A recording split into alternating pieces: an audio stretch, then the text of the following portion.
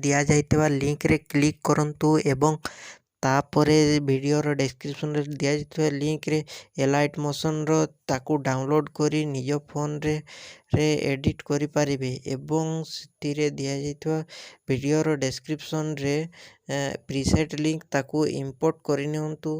ତାପରେ ସେଥିରେ ଆପଣ ଯାହା କିଛି ଚେଞ୍ଜ କରିବାକୁ ଚାହୁଁଛନ୍ତି ତାହା ଚେଞ୍ଜ କରିପାରିବେ ଏବଂ ନ ଚେଞ୍ଜ କରି ମଧ୍ୟ ଆପଣ ତାକୁ ସିଧା ଡାଉନଲୋଡ଼୍ କରିପାରିବେ।